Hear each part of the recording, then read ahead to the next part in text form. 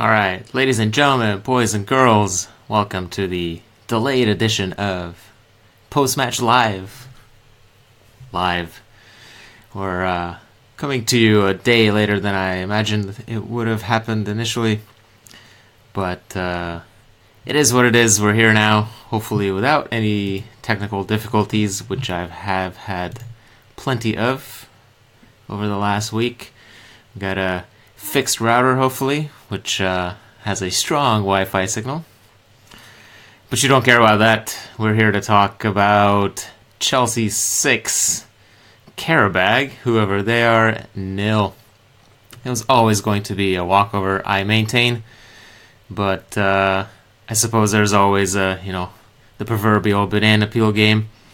And with us having not been in Europe for 18 months? Was it March of 2016 when we lost to PSG? So after an 18-month absence, it was probably a good statement to make. A nice sixth spot there against the minnows from, as people like to say, from Azerbaijan, the champions of Azerbaijan, who apparently they've won that league 4 years in a row, and they came through like 3 rounds of qualification just to make it to this grand stage, as we know as Stamford Bridge. So we're going to review this game for a little bit, talk about Arsenal coming up on Sunday, and then maybe talk a little bit about Diego Costa, whatever happening with him, and any other questions and topics. There's a couple that you guys put in the comments yesterday, so we have plenty to talk about. Probably be here for about an hour as usual, or until this beer lasts me, which might be longer or later.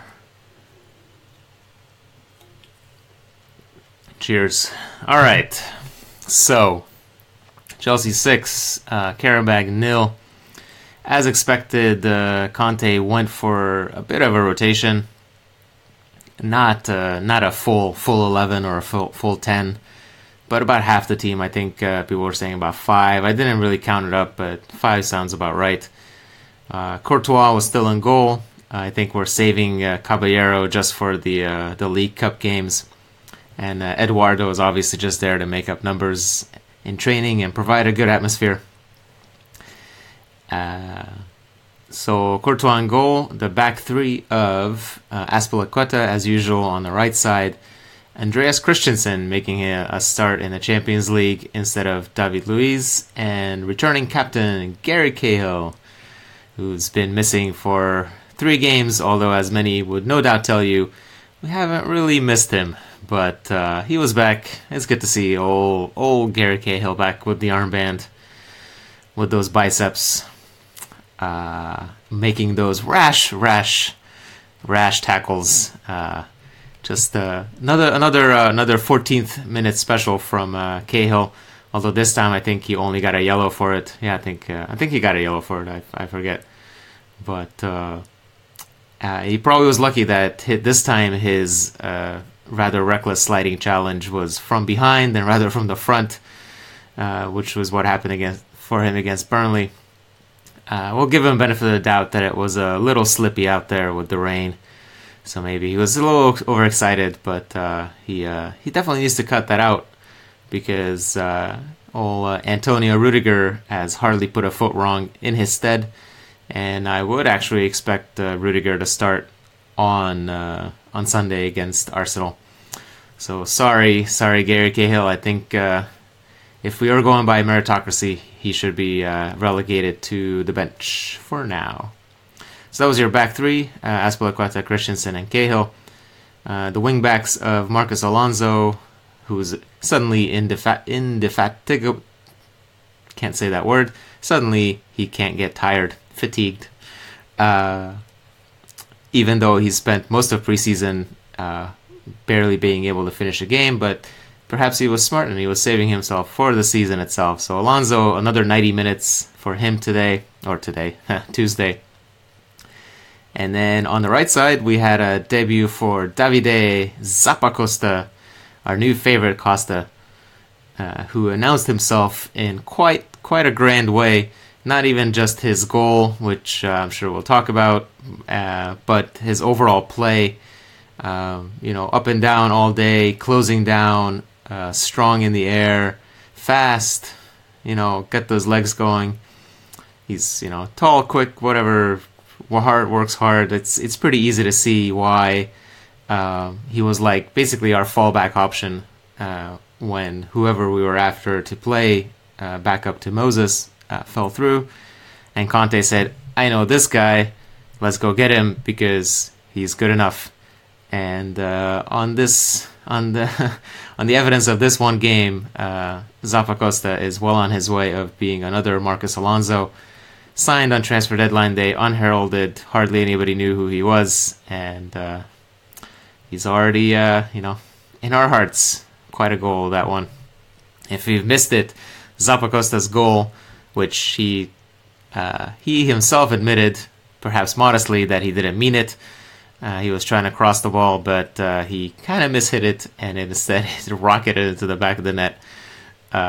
It made the top play over here in America for ESPN SportsCenter. So it's not entirely often you see soccer highlights on SportsCenter being the top highlight, but good for Zappacosta. I'd expect he would be back on the bench for the weekend, but Moses certainly has competition now, so hopefully I don't really particularly care at this moment who plays. I really liked Zappacosta's game on Tuesday, so hopefully they push each other to even greater heights. We've seen over the years, for example, we kept signing right wingers to compete with Willian, and Willian always stepped up his game and beat him out for the starting spot. So I could certainly see Moses stepping up his game now that he has actual competition for a starting spot, and that's all for the better for us. You can't say soccer, says Noki. Well, it's a little clearer when you live over here. It's a little easier to. You say football, people get confused, especially now that NFL season is underway. Anyway, back to the actual football. So those were wingbacks. Alonso, Zappacosta. Our midfield had a pretty traditional look about it, with N'Golo Kante making his Champions League debut finally, after delaying it for 12 months just to join Chelsea and work with Conte. So that decision paid off for him pretty well. So he finally made his Champions League debut right next to one of the most experienced Champions League players of all time in Cesc Fabregas, making a start. Presumably, he won't be starting against Arsenal, but that's a decision that perhaps will be revisited. I'd expect Bakayoko to be starting, as he's kind of up to speed now and is the Matic proxy for the big games and the away games. So Conte and Fabregas were in the midfield, and then a front three of Pedro, Batshuayi making his first start in several games since opening day, and Willian retaining his spot on the right. Oh no, he didn't play. He didn't start against the last game. So Pedro, Batshuayi, Willian, and I think Pedro's start was the one that caused a fair amount of consternation for a lot of people, including yours truly for a minute or two, because I was fully expecting Charly Musonda to start this game, or at least be on the bench, and he wasn't even on the bench. So it's unclear exactly what's going on there, but a couple days before, Musonda was on his little Instagram, as he likes to be, and he was posting, I'm ready to make an impact in this beautiful shirt, posting up the Chelsea shirt with the number 17 on it. So everybody, including me, thought that was a sign that he's either at least going to be on the bench, and ideally would be starting, because after all, it is just Qarabag. So I was expecting a starting lineup or starting front three of Musonda, Batshuayi, and Willian. Instead, we got Pedro, And honestly, I've yet to hear, even now, even though now with 24 or 36 hours later, I've yet to actually hear any explanation or even any rumors as to what happened exactly there. There was another post that Musonda made on his Instagram, but if we learn anything from the last couple of days, is possibly we should not be reading into anybody's Instagram posts a little too much. But yeah, as Nathan says, winning games is more important than playing Musonda. I think in the end, it's kind of what it came down to. Conte, he made 5 changes from the starting lineup from the previous game, and that seemed about the sweet spot for him. He brought in Batshuayi, he brought in Christensen. He mentioned both of those guys specifically after the game, as in, I trust these guys to come in and play big minutes for us, implicitly saying he doesn't quite trust Charly Musonda. And I mean, in a way, that's not really that surprising if we look at it maybe objectively or whatever. But Musonda really hasn't played any amount of decent minutes since before last season, when he went on that half season loan to Real Betis at the end of the 2015-16 season. That was the last time he basically had regular first team football. We sent him back there at the start of last season, and it didn't. There was coaching changes or whatever. It just didn't work out, and then he got hurt. Then we recalled him in January, and then he was with the team, but he never played. Then he was hurt again. So, maybe throwing him into the starting lineup was basically wishful thinking on our part. We've seen Musonda develop through the years in the youth team or whatever, and he's been here for 5 years now. So we've had plenty of exposure to his talents. We know what he can do. So obviously we want him to succeed, but Conte is probably a bit more objective in that regard.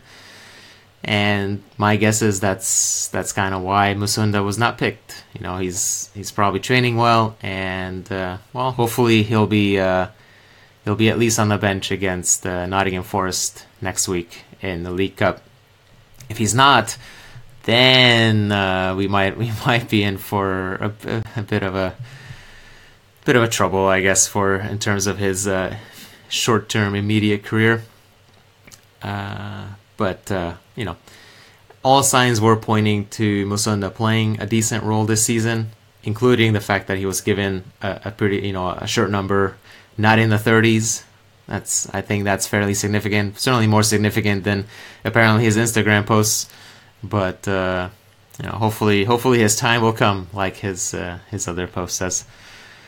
But that said, I still would have liked to see Musonda on the bench, because Conte made all these changes in the starting lineup and then proceeded to fill the bench with basically all the remaining stars. So other than Caballero, we had Hazard on the bench, we had Morata on the bench, David Luiz, Rudiger, Bakayoko, and Victor Moses. So certainly, I mean, one of those guys, there's really no reason to have, two defenders on the bench, really. If we were going to be throwing on Rudiger and David Luiz to hang on to a 1-0 against Qarabag, we would have been in trouble already.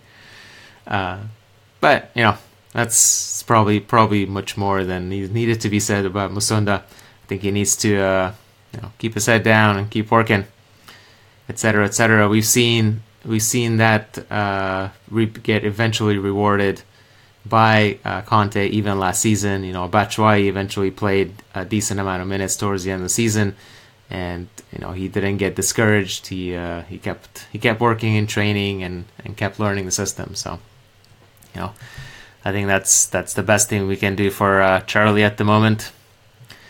And there's a couple other youngsters now. There's news making rounds on Twitter that Kyle Scott was promoted, quote unquote promoted, to the first team.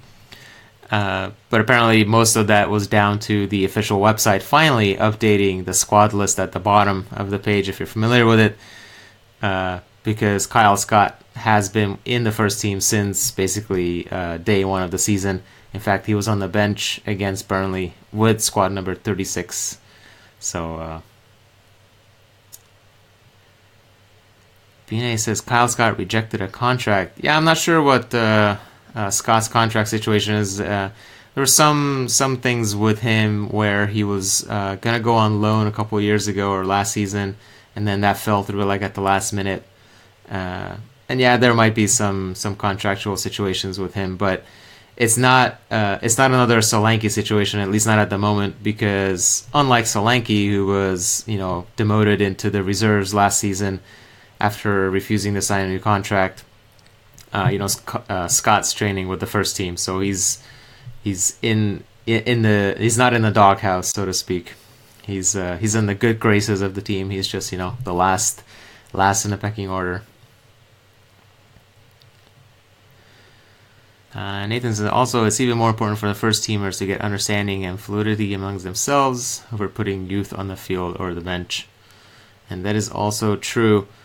Certainly was right. Yeah, so Batshuayi and Christensen were basically, we could count as the two fringe players who are coming in and staking a claim. Others like Zappacosta we can expect to rotate regularly. Obviously the midfield would like Fabregas, he will rotate in regularly. Willian will rotate in regularly for Hazard. But yeah, it's all these different combinations we have for the season. Unlike last season when we basically played the same 11, maybe sometimes switched out Fabregas for Matic, but that was basically the extent of the changes made.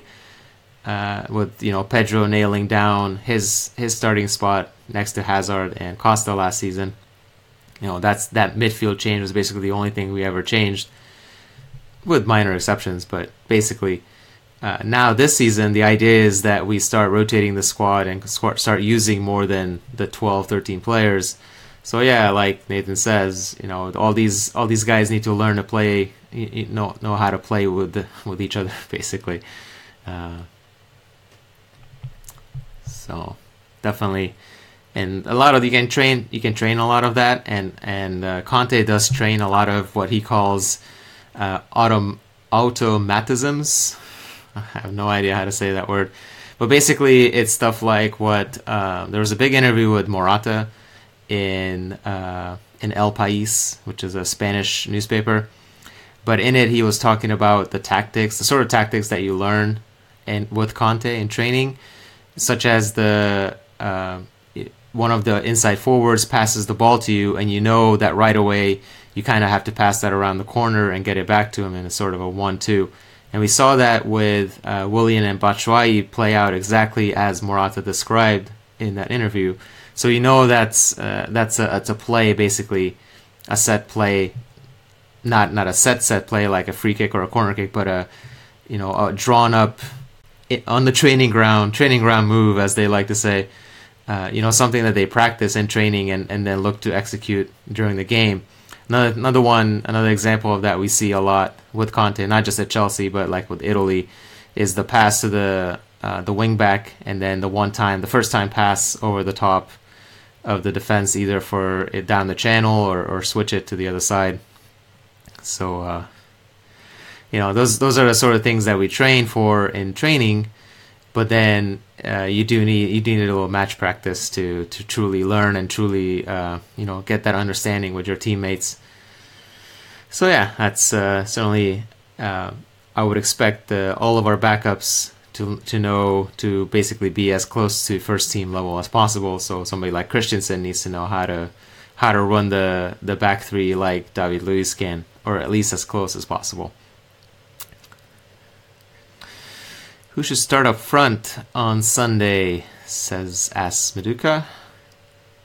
Well, I think it's pretty obviously going to be Hazard, Morata, and Pedro, is my guess. I said obviously, but that's really just a guess. Hazard and Morata, I think we can pencil in for sure. And then the other two as well, we'll see. Willian played the whole game on Tuesday, and Pedro was the first one off. That said, Willian played a lot better than Pedro did, so it's, do you go with the more rested player, or do you go with the player who seems to have a better form? He seems to be in better form at the moment. Pedro did score that goal, but really he was kind of, even in a 6-0 game, he was sort of anonymous. He was sort of all over the place, especially the first 5 minutes. But maybe my guess is he still starts, just because he provides a slightly better mix with Hazard and Morata. Hazard and Willian are slightly closer in terms of how they play, and I think it's good to have Pedro's direct running there to balance out Hazard's a bit more nimbly-pimbly with the ball and all the dribbling. It was good to see Hazard play 30 minutes in a low-pressure environment on Tuesday, and hopefully he's ready to step up and be the hero against Arsenal. And I think Conte was not quite ready to confirm that he's going to start Hazard against Arsenal, but I think he kind of has to. He started both Willian and Pedro on Tuesday, so I'm guessing the plan is to give Hazard his first start of the season on Sunday. I feel Willian does not pass to Morata often, is a comment. Yeah, Willian seems to get a weird, I don't know, people criticize his decision making a lot, but sometimes he just doesn't seem to pass quick enough. I don't know if that's decision making or just doesn't see it right away. But it's not just Morata. Like, he, for many plays, already noticed early this season, was him ignoring Moses making a run up on the right side. That said, there were a couple games already this season where people just kind of turned super selfish and just decided not to pass to anybody. So, I'm not sure. I'm not sure it's that Willian doesn't want to pass to Morata or anything like that. But I could also see Morata have a better understanding with Pedro, just with the whole language thing and knowing each other from the national team. And tellingly enough, in that interview I was just talking about, Morata brought up Pedro's name as opposed to Willian as the example inside forward. So, really the relationship that we need to be cultivating is Hazard and Morata. Because those two guys are basically, if we play our cards right, that's the relationship, that's the duo that's going to anchor the Chelsea attack for many years. Because Morata is 24, Hazard is 26. The other guys, Willian and Pedro, are both pushing 30. Pedro might even be over 30 already. So their days are numbered. It's basically retire tomorrow, basically. Once you hit 27, man, it's all over.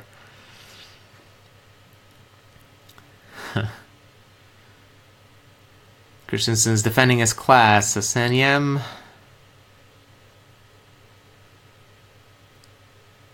He has a lot to learn from David Luiz in terms of playing long balls and orchestrating attacks if he wants to make that spot his own.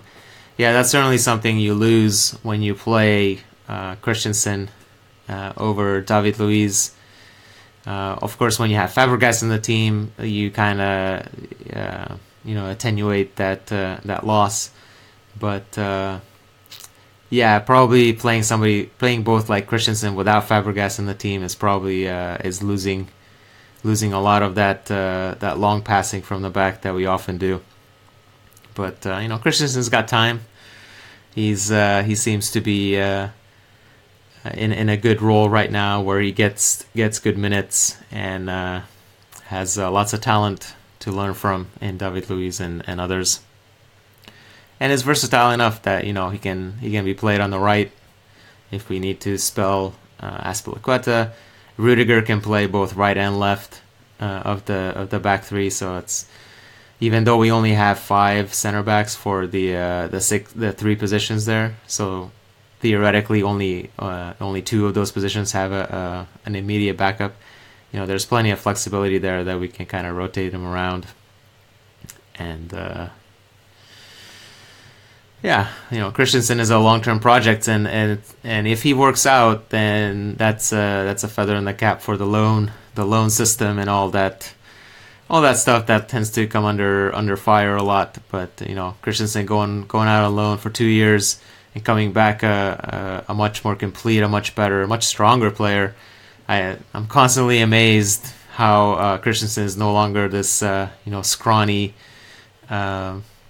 tall but scrawny kid that he was back in the youth team. He's like big shoulders. He's only like 21 or 22, but looks like a man. So that's Christensen for you. Definitely an exciting looking defender there. Hopefully, one for the long term there. A good timely question from Arif that says, where does Chelsea stand in terms of homegrown players?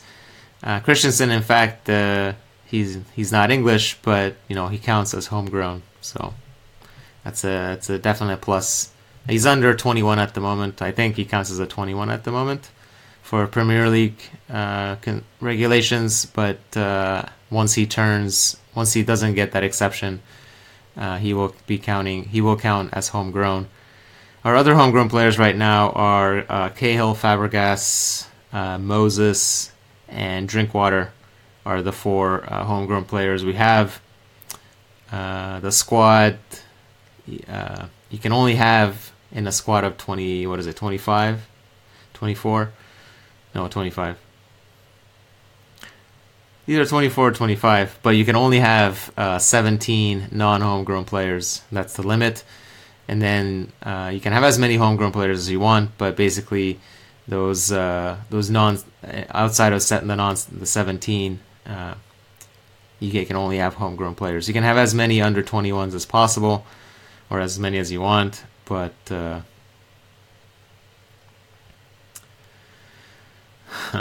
Fabregas is Spanish, not homegrown.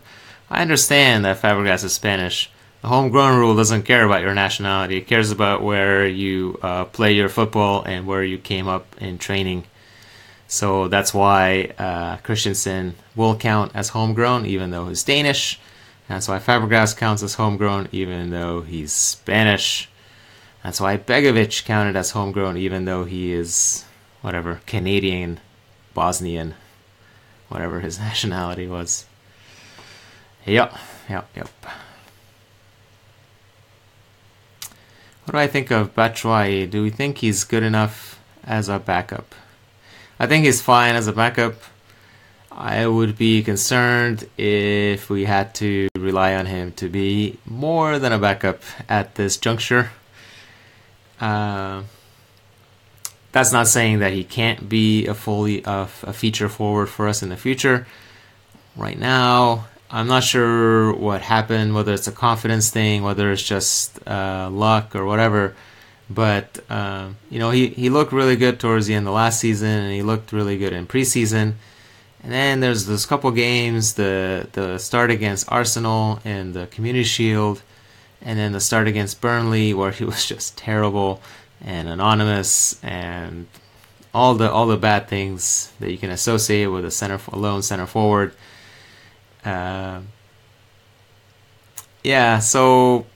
I think it was fine yesterday, but it's like with the rest of the team, it's nice that they scored 6 because otherwise it would be like it was just Qarabag, and you really should be scoring 6 against Qarabag.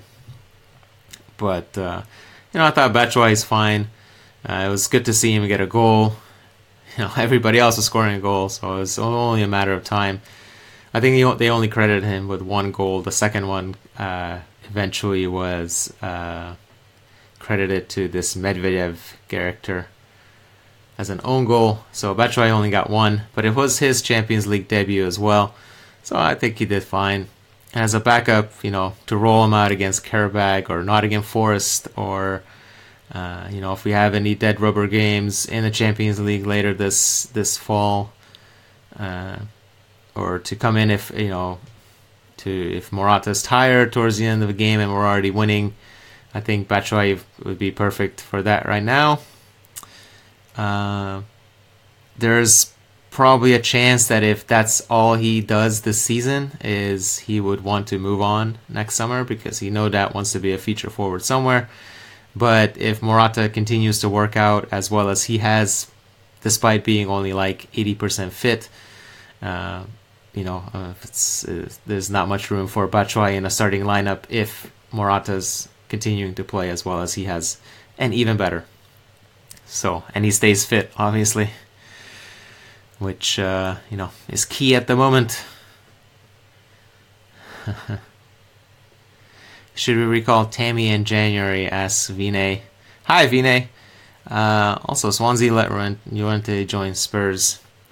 Yeah, I don't think Swansea had much say in Llorente choosing to join Spurs. I think that really came down to Spurs willing to give him a 2-year contract, which we certainly, I don't think we're going to give him. So, good for him. Tammy, I think we should keep at Swansea as long as he keeps playing and keeps scoring. So, but yeah, that certainly could be a long-term plan. Say, next summer, if Batshuayi decides to leave, or we cash in on him, or he goes out on loan or whatever, then right there is Tammy's opportunity to come back and be the understudy to Morata. And Morata would be 25, Abraham would be like 20. That's not a bad duo to have if things work out the way we hope they do. Yeah, so we're talking strikers. Let's mention briefly old Diego Costa, who technically is still a Chelsea player. It's how long he will be a Chelsea player depends on who you want to believe. As if we haven't had enough transfer nonsense the last 3 months, old Diego is keeping us going with the whole silly season nonsense. So last week or over the weekend, somebody in Spain, I think it was Marca, said that a 60 million euro agreement is impending, or whatever the word is, looming. Brace yourselves. They said it's some combination of a fee and add-ons to 60 million. There was rumors previously of a 50 million pound deal being agreed. That was shot down. And then this 60 million agreement was followed up by rumors of Costa moving. Actually, not just moving. So there's a story in the tabloids here in England that Chelsea cleaned out his lockers. They towed his car, which apparently was still at Cobham. They didn't really tow his car to like a yard or by the police. They put it in the back corner of the training ground, out of the middle of the parking lot, is my understanding. So that was an interesting story. And there was another story that said that Costa basically moved the rest, any family and entourage and belongings he had left in London were all moved to Madrid. This was over the weekend. And then all of this was put to Atletico, and their president literally on camera said, "We're not going to do anything until January." So it's like, all right then. So much for these rumors. About 6 hours after that interview was posted, old Sky Sports had their breaking, all caps, breakthrough made in Diego Costa negotiations between Chelsea and Atletico. They didn't say what the breakthrough was, but there's a breakthrough. So there you go.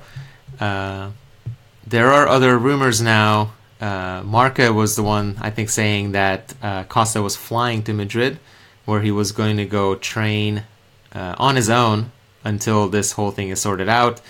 They even had the flight number down. They were tracking him or seeing if he showed up. And lo and behold, the flight lands and there's no Costa. Turns out he didn't take the flight. Turns out he's still in Brazil. Turns out he might be coming to London. There you go. some say today. Today being Thursday, September 14th.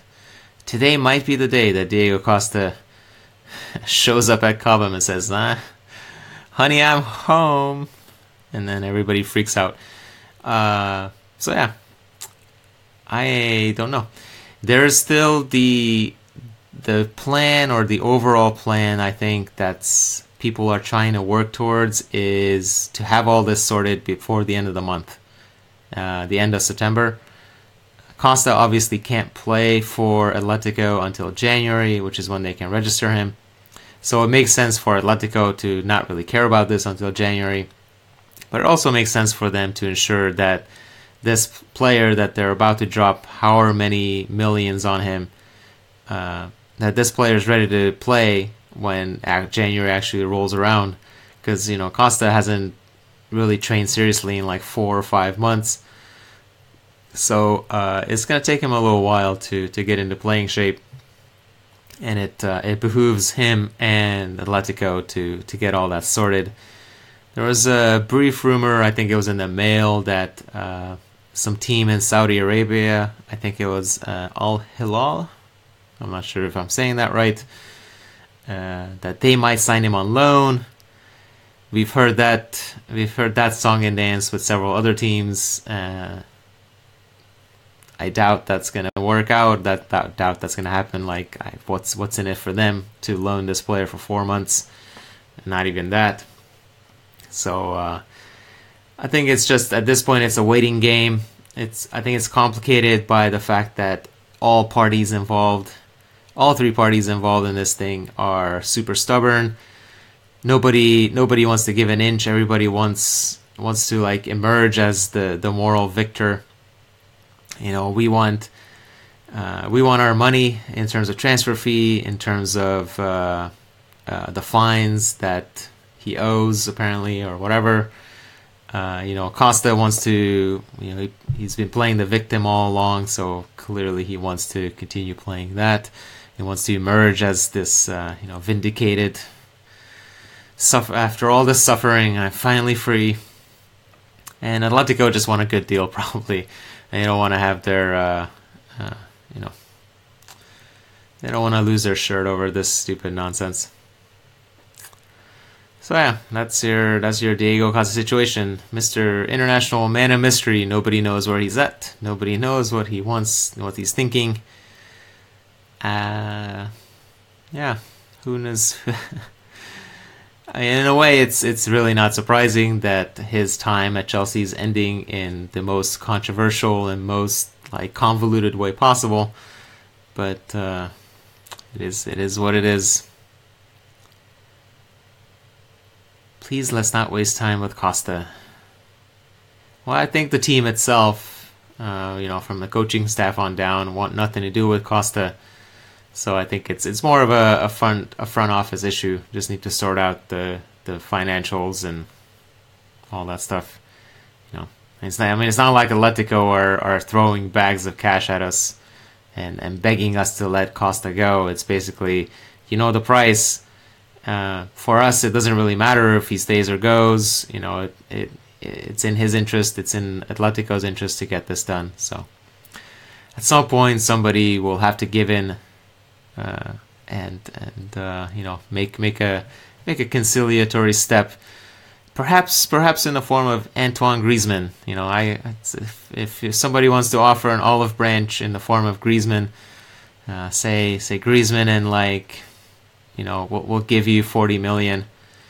It's Costa and 40 for Griezmann. I think is a fantastic deal, and we should get that done. You heard it here, not first. Everybody wants to get this done, and probably keep Griezmann away from Manchester United. That's probably the even bigger concern.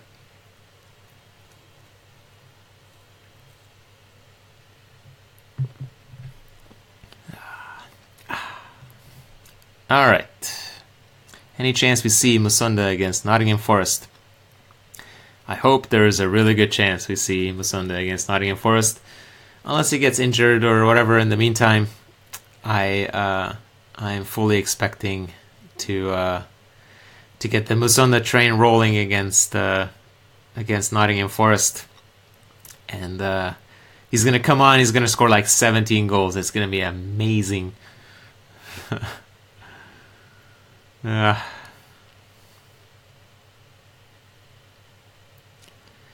Nathan says, when all is said and done, there was a lot of skepticism about signing Costa in the first place, but he stayed disciplined on the field throughout his time, more or less, and basically led us to the title in his first season and helped a bit last season.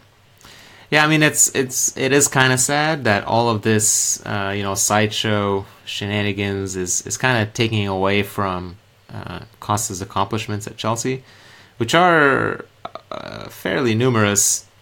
He did score. He scored plenty of goals, and he scored those goals that often he scored those goals where the rest of the team was just not happening, and there's nothing exemplifies it more than that the goal he scored against West Brom last season, was just chasing down a lost cause, winning the one-on-one battle just with pure will and strength, and then just rolling towards goal and from an odd angle with his weaker foot, just unleashing this absolute rocket into the top corner, far across the goalkeeper.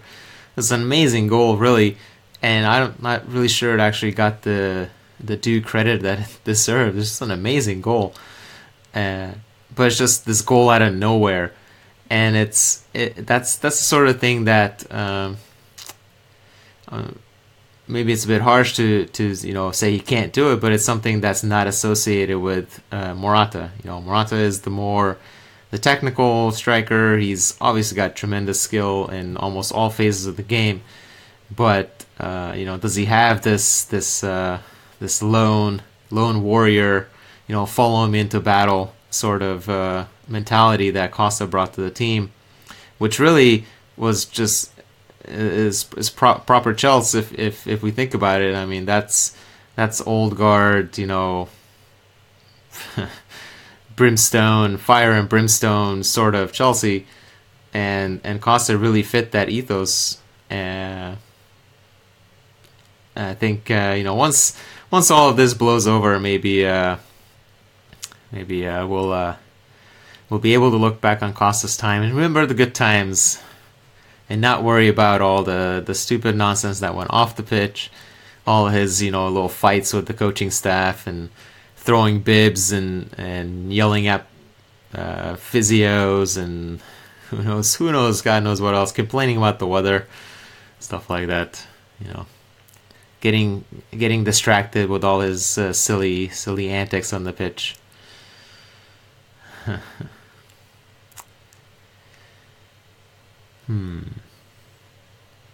When is Drinkwater going to be ready for action?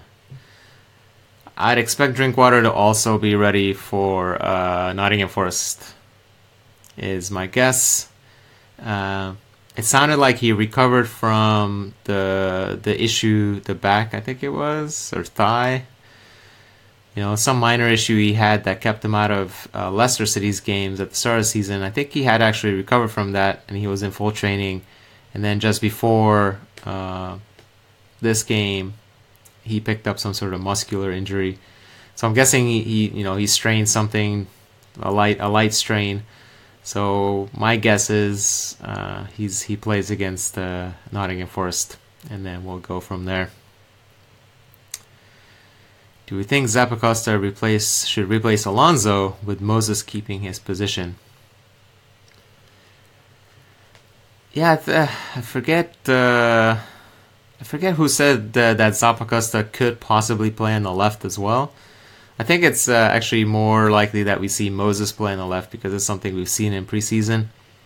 But yeah, we certainly need to figure out who backs up Alonso, because he's played every game so far, and that's certainly not something that we can expect him or should even try to make him do this season. He's playing really well, and presumably if he continues to grind down his fitness, that's not going to continue for too long. So he needs his rest, and presumably he's going to be rested next week when we play the League Cup game. I would guess we probably give Kennedy the run out there. I think Zappacosta is penciled in on the right. I'm not sure how good his left foot is, but his right foot is pretty good, both for shooting apparently and for crossing. So that's something we can keep. And Moses has experience playing on the left. Even before we switched him to wing back, he used to play a inverted winger over at Wigan and even at Chelsea for a little while. So I would expect Moses to rotate to the left to possibly spell Alonso at some point. Because I'm not really confident in really any of our other options whom we could play there.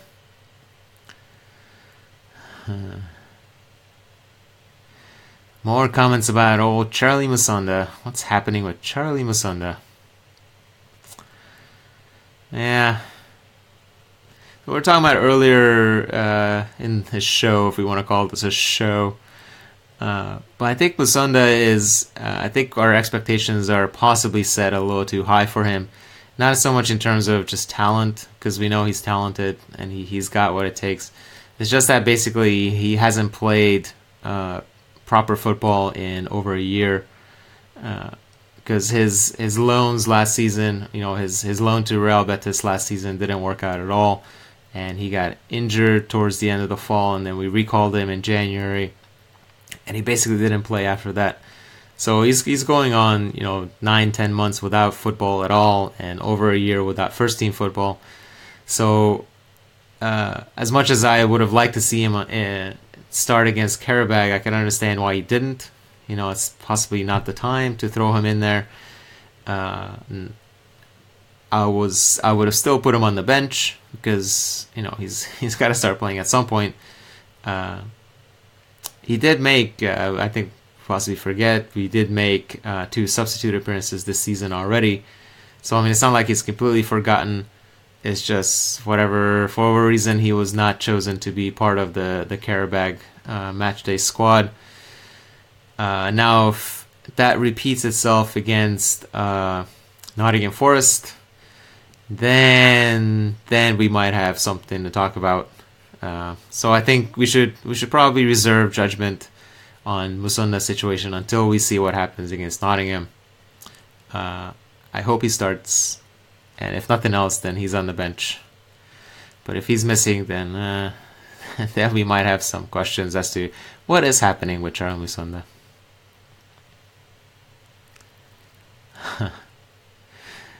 Zappacosta, Nathan says, speaking of Zappacosta, he surely meant this goal, right? Because if he was meant to be a cross, it was going to be nowhere near anyone if he was aiming for the box. Yeah, he's either very modest or he's just covering or he's not covering at all for the fact that if he was trying to cross, that was a really, really bad cross. Because he hit it with way too much power and he hit it way too late, where the ball, there was basically no spin on the ball. He produced a David Luiz free kick where it was just a knuckleball going up and dipping back down, completely fooling the goalkeeper. Conte says that Zappacosta told him after the game that he was trying to cross. And because on the replays you see him look up. There's different theories as to why he was looking up. Because he looks towards the penalty area where there's both the goalkeeper and there were 2 players making a run, probably a little too late to reach. If he was gonna bang that cross in, they were not gonna reach that. But if he was gonna hang it up a little bit, maybe they had a chance at it. So Zappacosta looked up, and now the question is what he decide, what did he see and what did he decide to do from there? Did he look up to see where the players were and then try to aim his cross there? Did he look up to see where the goalkeeper was and then try to aim his cross away from him? Or did he do like in basketball or American football, you can call the look off. You look at one player and then you decide to pass it to completely the other player. You can do that in football too. But did he give that look to make the goalkeeper step off his line, thinking that it's a cross, and then bang one in? That would be pretty cool. But Zappacosta himself says that's not what he was trying to do. Maybe he's just humble, He's just maybe he's just keeping his secrets for the next game when he's gonna repeat this. Yeah, I don't know. I like to think that he meant it, but I think there's a good chance that he just mishit his cross really badly or really well, depending on the outcome. The point is that he scored, and he adored. I liked his Superman celebration, where he just let the crowd adore him on 30 minutes into his first start at Stamford Bridge. Old Zappacosta, our new favorite Costa.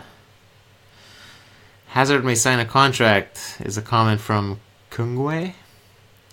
Yeah, I saw that as well. If we recall, there were some rumors at the start of the summer that Eden Hazard might be in line for a new contract and a pay raise. He's currently one of the highest paid players in the team. I think he's second highest after Fabregas at around 200 or just over 200,000 a week. That's in pounds. There are some rumors that his new contract could be up to £300,000 a week, which, whatever, pay the man. He deserves all the money he can get. The only problem, though, so the reason this was really a story is because Hazard still has 3 years left on his contract, and usually the time to do the extensions is with 2 years left. And the problem with this latest rumor is that Tutto Sport reported it, but I believe before that even, it was from TMW, which is Tutto Mercato Web, which even amongst Italian sources is one of the least reliable. And just in a way, I don't quite understand how an Italian newspaper, or an Italian journalist, if we want to go that far, would really have this inside information about a Belgian player who doesn't have an agent, because Hazard represents himself. A Belgian player playing in an English team, negotiating with, a Russian national or whatever Marina's nationality is. How this Italian journalist happened upon this exclusive. Obviously, there's the Conte connection, but I don't know. I'm not really sold on this rumor just yet. But it would be certainly nice. Hazard's contract extension, just like the extension that was supposedly coming for Courtois, were both just kind of disappeared. That story was never mentioned after early June. So actually, there was I was wrong. Remember wrong. There was a story about the Courtois negotiations being put on hold. There was a specific story about that being put on hold until the squad reconvened in early July, but we haven't heard anything since. So, and if there is, of those two players, Courtois has a contract that's expiring sooner. So, they both need a new contract. So get that done in the fall. And not that it will stop rumors, obviously. Courtois, maybe it will stop those rumors, but you can bet all the money you have in your bank and in your mattresses for the Hazard to Real Madrid rumors will be back as clockwork next summer and next January and probably next month. It's a never ending rumors.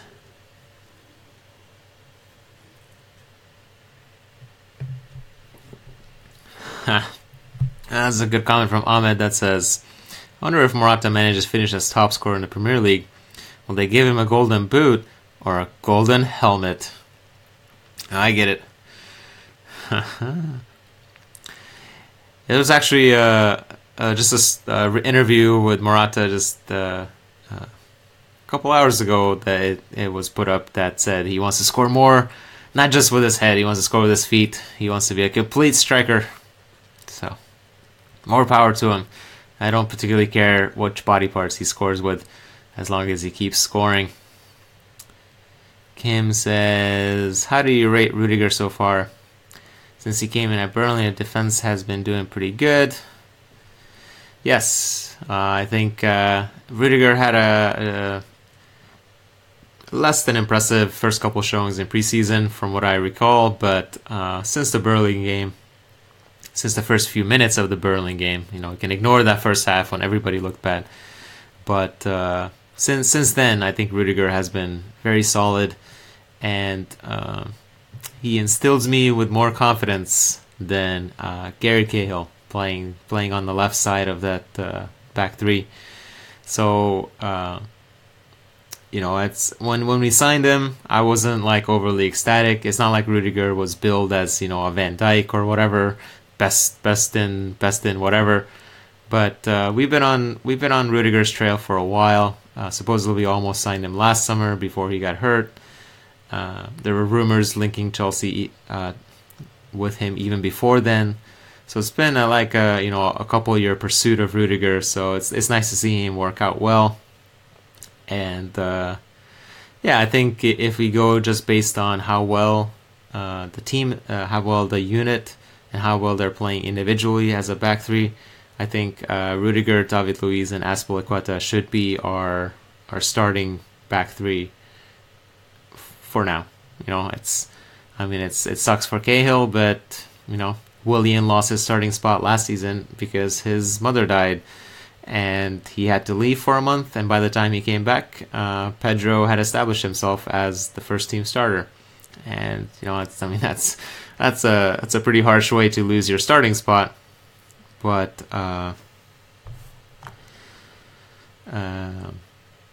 it's winning is the game. Kim says my audio and video broadcast is not good. If that's the case, I do apologize. My audio is usually pretty good, but I've been having internet issues for a couple weeks now, so I'm gonna go ahead and blame the technology if you're having issues. I don't know. Sorry. Alright, so we're going up on an hour here. Let's talk briefly about Arsenal. Again, Phil says Arsenal's going to lose in Europa League today and to us on Sunday. Nice. Arsenal actually won a game last weekend. If y'all missed it, they beat Nathan Ake's AFC Bournemouth. Old AFC Bournemouth not doing so hot. But Arsenal finally notch a win after 2 straight losses. The rumor is, or the supposed story is, that they will be resting a lot of players today. They play in the Europa League against Cologne from the Bundesliga, and supposedly they're going to be resting all of Cech, Koscielny, Lacazette, Welbeck, Ozil, Ramsey, Xhaka, possibly a bunch of others. One player who apparently they're not resting is Alexis Sanchez, which is a little interesting. I'm not so sure why Alexis Sanchez would want to, or would be needed to start against in the Europa League when the rest of the team is being rotated. But it's a question for Wenger. So I think Arsenal are most definitely basically giving up on the game today and putting all efforts on the game to Sunday. There's possibly a good chance that they lose both. Don't particularly care if they win today or not. It'd be funny if they lost, but I certainly care that they don't win or don't get any points on Sunday, because as we know, we've lost 2 in a row competitively to Arsenal. That's if we count the Community Shield as a competitive loss, even though it was a draw and a penalty shootout. But we certainly have an FA Cup to avenge still. And, we might have beat them in that preseason friendly, but who cares about the preseason friendly? Now it actually counts. And at home against Arsenal, it's a must-win. There's no two ways about it. That's it's one of those games that you just have to win.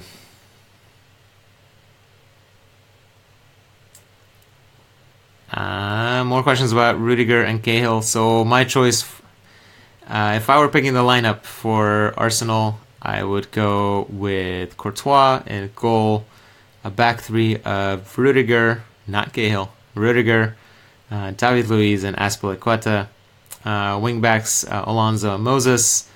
midfield of Conte and Bakayoko, and then a front three of Hazard, Morata, and Pedro. I think that's a pretty tremendous lineup, and I'd be pretty confident of getting a nice win out of that against Arsenal.